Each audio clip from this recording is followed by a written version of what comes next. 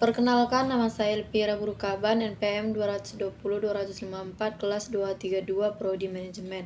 Di sini saya akan menjelaskan sedikit tentang saluran pemasaran dan distribusi global.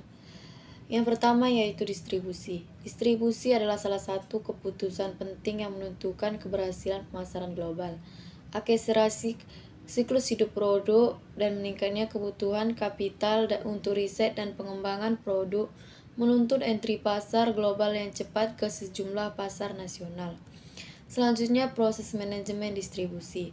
Proses manajemen distribusi terbagi menjadi 3. Yang pertama yaitu keputusan distribusi. Keputusan distribusi merupakan keputusan strategi yang berdampak jangka panjang karena menyangkut komitmen dan biaya yang besar. Selanjutnya yang kedua, saluran distribusi.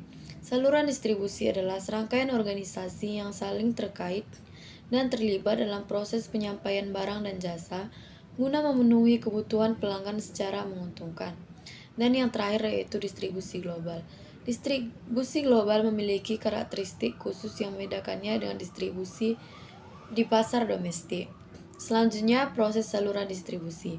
Proses saluran distribusi terbagi menjadi 3, yaitu yang pertama proses inisiasi, yang kedua proses implementasi, dan yang terakhir proses review. Selanjutnya, tujuan dan struktur saluran distribusi, yaitu yang pertama utilitas tempat, utilitas waktu, utilitas bentuk, utilitas informasi, dan utilitas kepemilikan.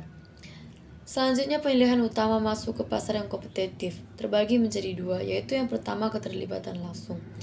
Melalui wiraniaga atau toko retail milik perusahaan sendiri. Yang kedua, keterlibatan tidak langsung. Keterlibatan tidak langsung yaitu melalui agen, distributor, dan pedagang grosir independen. Proses pembentukan saluran distribusi global dipengaruhi atas 4 karakteristik, yaitu yang pertama karakteristik pelanggan, yang kedua karakteristik produk, ketiga karakteristik perantara, dan yang terakhir karakteristik lingkungan. Konflik dan pengendalian saluran global. Konflik dalam saluran distribusi dapat terjadi apabila manajemen interorganisasionalnya bermasalah.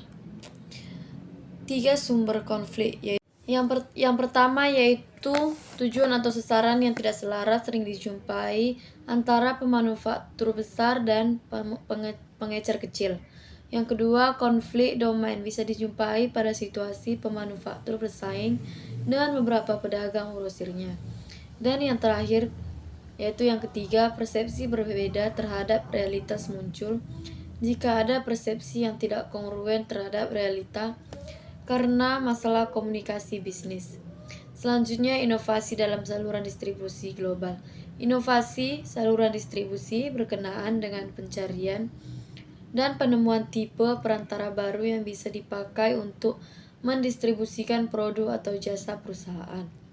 Dan yang terakhir yaitu faktor yang mempengaruhi keputusan perusahaan untuk melakukan distribusi langsung. Terbagi menjadi 4, yaitu yang pertama sumber daya perusahaan, karakteristik produk atau jasa, yang ketiga segmen pasar yang dilayani, dan yang terakhir program pemasaran yang disusun perusahaan.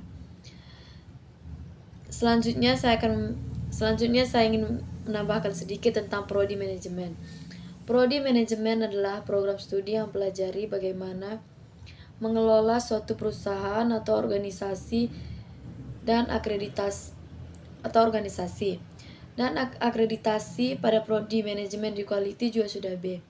Bagi adik-adik atau teman-teman yang ingin berkuliah, sebaiknya agar berkuliah di Quality dan memilih program prodi manajemen. Terima kasih. Sekian presentasi dari saya. Jika ada salah kata, saya minta maaf.